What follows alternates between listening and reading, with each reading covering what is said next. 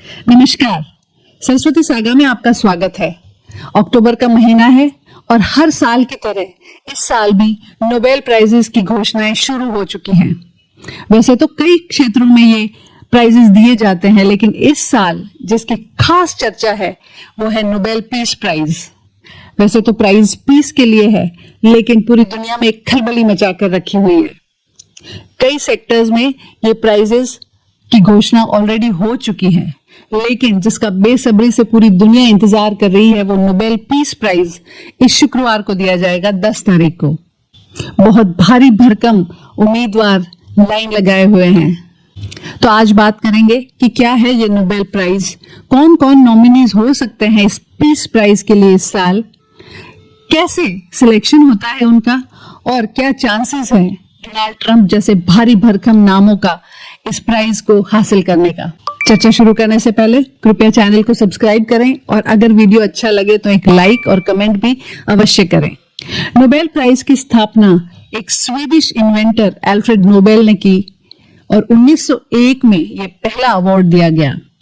यह अवार्ड उन व्यक्तियों को या उन संस्थाओं को दिया जाता है जो अपने अपने क्षेत्र में उत्कृष्ट काम करती हैं, आउटस्टैंडिंग योगदान उनका रहता है।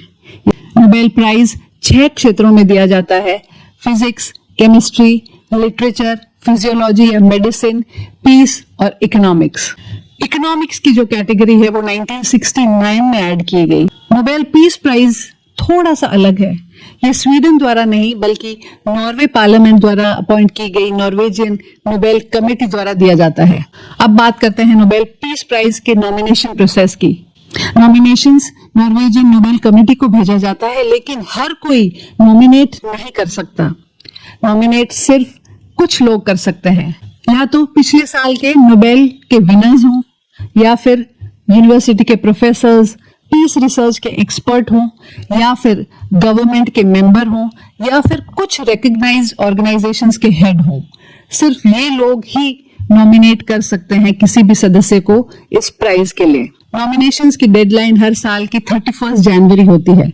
इसके बाद कमिटी फिल्टर आउट करती है कि कौन नॉमिनेट होने के लायक है और कौन नहीं।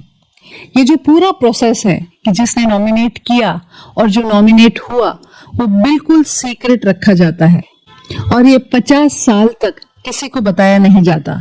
इसको 50 इयर्स सीक्रेट कोड कहा जाता है। नॉमिनेशंस के बाद एक लॉन्ग लिस्ट तैयार होती है। अप्रैल तक एक शॉर्ट लिस्ट तैयार कर दी जाती है। सितंबर में फाइनल सिलेक्शन हो जाता है और अक्टूबर के पहले हफ्ते में विनर की घोषणा कर दी जाती है। नोबेल पीस प्राइज 10 दिसंबर को, जो कि एल्फ्रेड नोबेल की डेथ एनिवर्सरी है, ओस्लो में दिया जाता है। हर विनर को मिलता है एक गोल्ड मेडल, एक सर्टिफिकेट और 11 मिलियन स्वीडिश क्रोना, यानी करीब 8 करोड़ इंडियन रुपीस। इसके अलावा जो प्रतिष्ठा इस अवार्ड के साथ मिलती है वो बेमिसाल है। जिसको भी ये प्राइज मिलता है उसका नाम इतिहास में दर्ज हो जाता है। वैसे तो कोई ऑफिशियल कंफर्मेशंस कमेटी के पास से कभी नहीं आता, पूरा प्रोसेस बहुत सीक्रेट रखा जाता है, लेकिन इस साल एटलीस्ट इतना अनाउंसमेंट कमेटी ने किया है कि उनको पीस प्राइज के लिए 338 नॉमिनेशंस मिले हैं, जिसमें से 244 इंडिविजुअल्स हैं, व्यक्ति हैं और 94 संस्थाएं हैं। ये जो आंकड़ा है पिछले कुछ सालों से ज्यादा है और इसका मतलब है कि पीस का प्रोसेस बढ़ रहा है।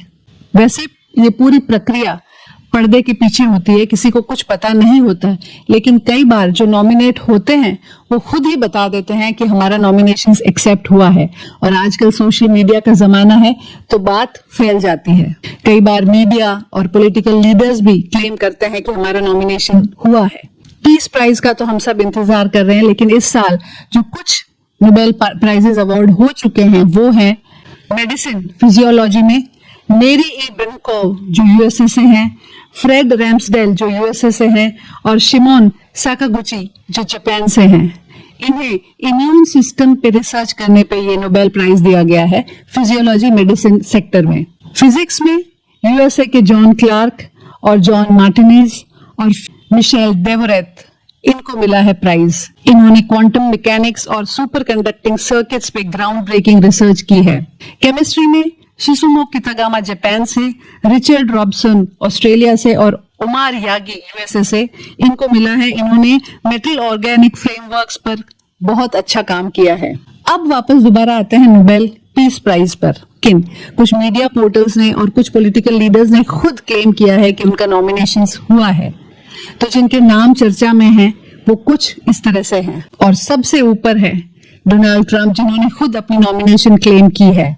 उन्होंने हर प्लेटफॉर्म पे बढ़ चढ़ के ये कहा है कि किस तरह से वो लायक हैं इस प्राइज के और उन्हें ही मिलना चाहिए, और कितना प्रयास उन्होंने दुनिया में शांति लाने के लिए किया है। उनका नॉमिनेशन इजराइल के बेंजामिन नेतन्याहू ने, पाकिस्तान के आसिम मुनीर ने, कंबोडिया के प्रेसिडेंट ने और यूएस कांग्रेसमैन बडी कार्टर ने भी किया है।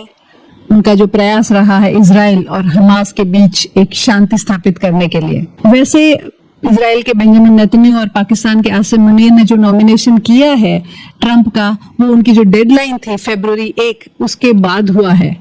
तो देखते हैं कितना असर ये नॉमिनेशन देता है।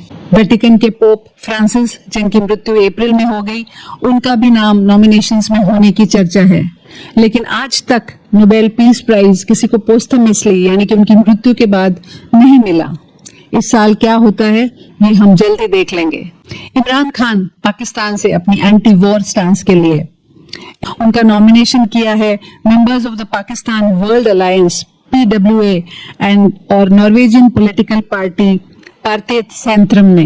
उन्होंने पाकिस्तान में जो डेमोक्रेसी लाने के लिए और ह्यूमन राइट्स का जो काम किया है उसके लिए उन्हें नॉमिनेट किया है, ऐसा क्लेम किया गया है। एलन मस्क यूएसए से फ्रीडम ऑफ स्पीच और ग्लोबल टेक्नोलॉजी के लिए उन्हें एक स्लोवेनिया के पॉलिटिशियन ने नॉमिनेट किया है, उनका जो टेक्नोलॉजी के क्षेत्र में और पीस के लिए, शांति के लिए जो उनका कामकाज है उसके लिए। ब्रैंको ग्रिम्स, जिन्होंने एलन मस्क को नॉमिनेट किया, उन्होंने एक्स पे एक ईमेल, जो कंफर्मेशन का ईमेल उनको मिलता है कि आपका नॉमिनेशन एक्सेप्ट हुआ है, उसका स्क्रीनशॉट भी शेयर किया था। अनवर इब्राहिम, जो मलेशिया के पीएम है, उनको रिकंसिलिएशन पॉलिटिक्स के लिए। बलूचिस्तान के महरांग बलोच, उन्होंने भी एक्स पे बताया था कि उनका नॉमिनेशन एक्सेप्ट किया गया है। तो बहुत बड़े बड़े नाम लिस्ट में इस बार हैं, और देखते हैं कि इस बार का पीस प्राइज कौन लेकर जाता है। नोबेल पीस प्राइज सिर्फ एक अवार्ड नहीं, ये एक ग्लोबल होप है सबके लिए। पहले के जो नोबेल पीस प्राइज के विनर्स हैं, Martin Luther king, Malala Yousafzai, Kailash Satyarthi, Nelson Mandela, ये ऐसे नाम हैं जिनसे पूरी दुनिया ने एक शांति की उम्मीद लगाई है। अब सवाल ये है कि 2025 का नोबेल पीस प्राइज किसे मिलेगा, पॉलिटिकल लीडर्स को या ग्रास रूट वर्कर्स को? वैसे अगर हिस्ट्री में देखा जाए तो जिसकी सबसे ज्यादा चर्चा होती है उसे नोबेल पीस प्राइज कम मिलता है। लेकिन इस साल के सबसे चर्चित उम्मीदवार डोनाल्ड ट्रंप जी जान से कोशिश में लगे हुए हैं कि ये पीस प्राइज उन्हें किसी भी कीमत पे मिले। हर प्लेटफॉर्म पे वो खुलकर बोलते हैं कि मैंने ये किया, मैंने वो किया, लेकिन फिर भी मुझे पीस प्राइज नहीं दिया जा रहा, ये अन्याय है। नोबेल कमेटी जो भी तय करे ये उनका अपना प्रोसेस है, लेकिन मेरा निजी मानना है कि डोनाल्ड ट्रंप को अगर पीस प्राइज दे दिया जाए तो अब तक उन्होंने पीस के लिए जो कुछ भी किया या नहीं किया, इस पीस प्राइज मिलने के बाद पूरी दुनिया में एक शांति अवश्य आएगी। तो हम सब बेसब्री से इंतजार करते हैं 10 तारीख का, शुक्रवार का, जब ये नाम अनाउंस होगा, और देखते हैं कि कितनी पीस रहती है या नहीं रहती। नमस्कार, जय हिंद।